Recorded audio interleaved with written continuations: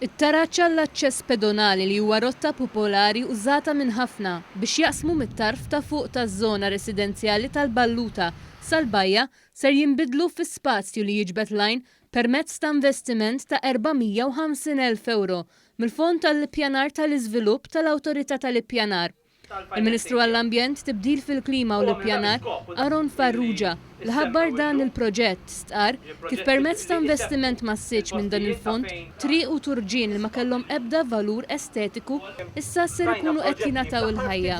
Qal kif dan il-fond li sa mill-bidu permezz tiegħu ġew iffinanzjati l fuq minn 140 proġett b'total ta' 15 miljun euro juri l-mod ġdid li bih dan il-gvern irid isebbaħ il-pajjiż.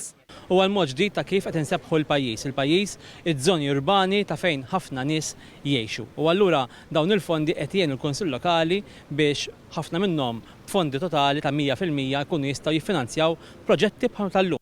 Il-proġett ser jinkludi skema ta' tisbieħ u tneħħija tal-inklinazzjoni qawwija fit-taraġġ eżistenti permezz ta' arranġament ġdid ta' tarazzin li jsegwi l-kontorni tas-sit.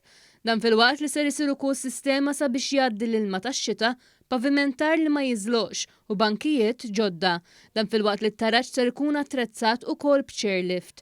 Is-Sindku ta' San Ġiljan stqarr kif permezz ta' dan il-fond ser kun qed isir investiment massiġġ fuq it-taraġġ ta' Joe Attard Kingswell li mhux biss ser igawdu minnhom ir-residenti tal-lokal iżda l-pajjiż kollu.